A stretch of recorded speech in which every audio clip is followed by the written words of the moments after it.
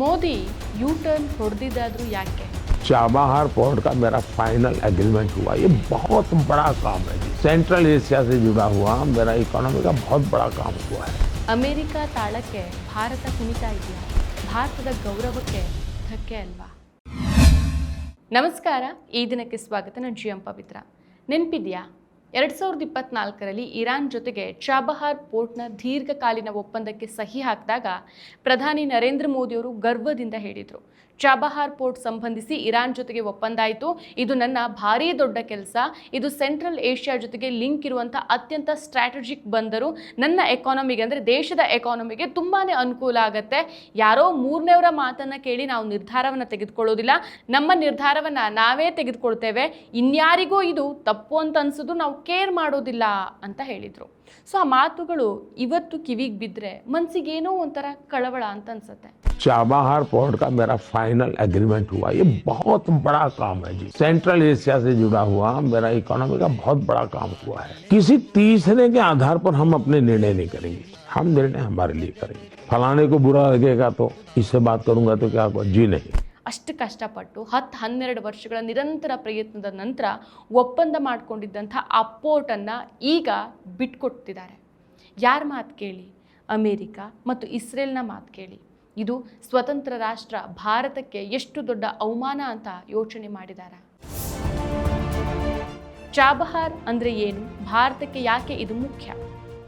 ಭಾರತದ ವಿದೇಶಾಂಗ ನೀತಿಯಲ್ಲಿ ಗೇಮ್ ಚೇಂಜರ್ ಅಂತ ಬಿಂಬಿತವಾಗಿದ್ದಂಥ ಇರಾನ್ನಲ್ಲಿರುವ ಚಾಬಹಾರ್ ಬಂದರಿನ ಮೂಲಕ ಪಾಕಿಸ್ತಾನವನ್ನು ಬೈಪಾಸ್ ಮಾಡಿ ಅಫ್ಘಾನಿಸ್ತಾನ್ ಮತ್ತು ಮಧ್ಯ ಏಷ್ಯಾಕ್ಕೆ ಸಂಪರ್ಕವನ್ನು ಸಾಧಿಸಬಹುದಿತ್ತು.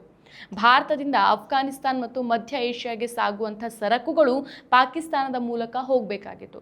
ಈ ಚಾಬಹಾರ್ ಇದಕ್ಕೆ ಪರ್ಯಾಯ ಮಾರ್ಗ. 2018ರಿಂದ ಚಾಬಹಾರ್ ಬಂದರಿನ ಶಾಹಿದ್ ಬೆಹೆಸ್ತಿ ಟರ್ಮಿನಲ್ ಮೂಲಕ ಭಾರತ ಕಾರ್ಯವನ್ನು ನಿರ್ವಹಿಸ್ತಾ ಇದೆ. ಗುಜರಾತ್ನ ಕಾಂಡ್ಲಾ ಬಂದರಿಗೆ ಚಾಬಹಾರ್ ಬಂದರು ಹತ್ತಿರವಾಗಿದ್ದು ಮಧ್ಯ ಏಷ್ಯಾಗೆ ಭಾರತ ಸುಲಭವಾಗಿ ಸಂಪರ್ಕವನ್ನು ಸಾಧಿಸ್ತಾ ಇತ್ತು. ಈ ಚಾಬಹಾರ್ ಮೂಲಕ ನಾವು ನೇರವಾಗಿ ಅಫ್ಘಾನಿಸ್ತಾನ್, ಉಜ್ಬೇಕಿಸ್ತಾನ್, ತಾಜಕಿಸ್ತಾನ್, ತುರ್ಕಮೆನಿಸ್ತಾನ್ ಮುಂತಾದ ಸೆಂಟ್ರಲ್ ಏಷ್ಯಾ ದೇಶಗಳಿಗೆ ಸರಕುಗಳನ್ನು ಕಳಿಸಬಹುದು. ಇದು ನಮ್ಮ international north south transport corridor ಯೋಜನೆಗೆ ಬಹಳಾನೇ ಮುಖ್ಯ. ಇದು ಇರಾನ್ನ ಆಗ್ನೇಯ ಭಾಗದಲ್ಲಿದ್ದು ಓಮನ್ ಕೊಲ್ಲಿಯ ತೀರದಲ್ಲಿ ಬರುತ್ತೆ. ಶಕ್ತಿ ಯೋಜನೆಯಡಿ ಮಹಿಳೆಯರು ಇಂದು ಹಣದ ಹಂಗಿಲ್ಲದೆ ಸಂಚರಿಸುತ್ತಿದ್ದಾರೆ. ಸಂಕೋಚದ ಬೇಲಿ ಸರಿಸಿ 668 ಕೋಟಿಗೂ ಅಧಿಕ ಉಚಿತ ಪ್ರಯಾಣದ ಮೂಲಕ ಇತಿಹಾಸ ಬರೆದಿದ್ದಾರೆ. ಇದು ಸಾರಿಗೆ ಸಂಸ್ಥೆಗಳ ಆದಾಯ ಹೆಚ್ಚಿಸಿರುವುದಲ್ಲದೆ ದೇಶದಾದ್ಯಂತ ಮಹಿಳಾ ಸಬಲೀಕರಣದ ಸಂದೇಶ ಸಾರಿದೆ. ನಾವು ನುಡಿದಂತೆ ನಡೆದಿದ್ದೇವೆ, ನಿಮ್ಮ ಪ್ರೀತಿ ವಿಶ್ವಾಸವನ್ನ ಉಳಿಸಿಕೊಂಡಿದ್ದೇವೆ. ಗ್ಯಾರಂಟಿ ಸರ್ಕಾರಕ್ಕೆ 1000 ದಿನಗಳು, ನನಸಾಗಿದೆ ಕೋಟಿ ಕನಸುಗಳು.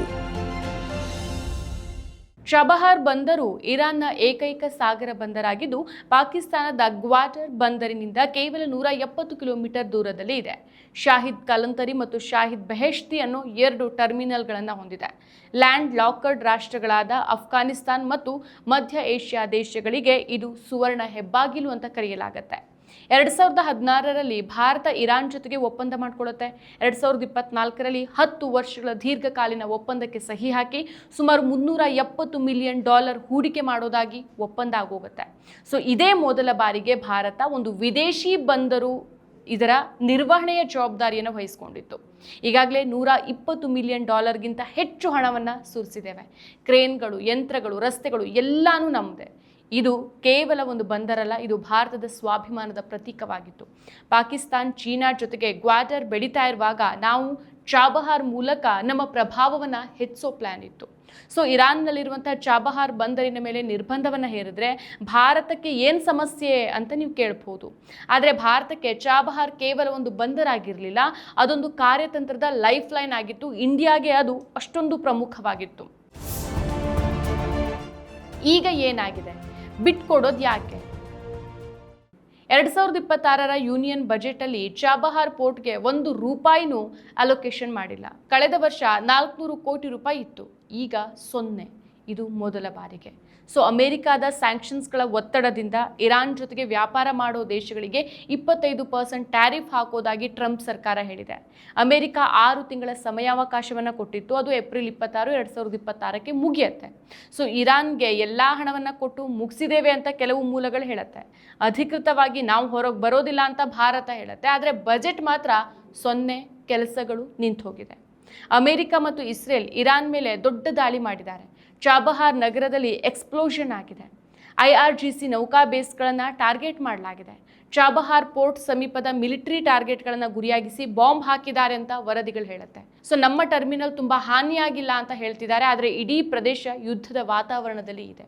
ಸೊ ಮೋದಿಯವರು ಈ ಸ್ಟ್ರೈಕ್ಗೆ ಕೆಲವು ದಿನಗಳ ಮುಂಚೆ ಇಸ್ರೇಲ್ಗೆ ಭೇಟಿ ನೀಡಿ ಮಾತಾಡಿದರು. ನಾವು ನಿಮ್ಮ ಜೊತೆಗೆ ಇದ್ದೇವೆ ಅನ್ನೋ ಹೇಳಿಕೆಯನ್ನು, ಒಂದು ಭರವಸೆಯನ್ನು ಇಸ್ರೇಲ್ಗೆ ಕೊಟ್ಟಿದ್ರು. ಮೋದಿಯವರೇ ಹೇಳಿದರು, ಯಾರೋ 3ನೆಯವರ ಮಾತನ್ನು ಕೇಳಿ ನಾವು ನಿರ್ಧಾರ ತೆಗೆದುಕೊಳ್ಳೋದಿಲ್ಲ ಅಂತ. ಆದರೆ ಈಗೇನಾಗ್ತಾ ಇದೆ?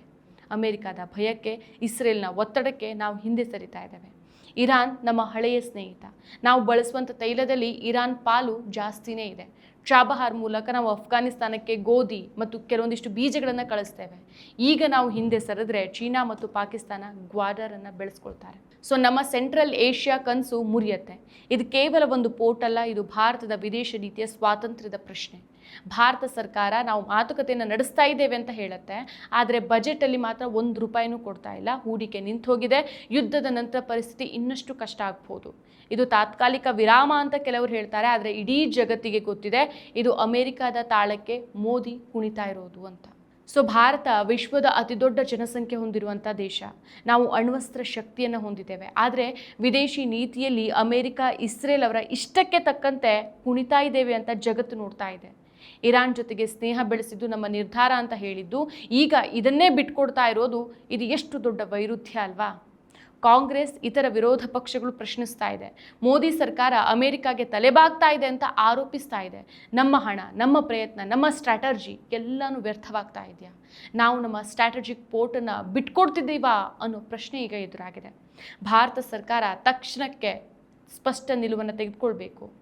ಅಮೆರಿಕದ ಒತ್ತಡಕ್ಕೆ ತುತ್ತಾಗದೇನೆ ಇರಾನ್ ಜೊತೆಗೆ ಮಾತುಕತೆಯನ್ನು ಮುಂದುವರಿಸಬೇಕು. ಚಾಬಹಾರ್ ನಮ್ಮ ರಕ್ತ ಮಾಂಸದಂತೆ.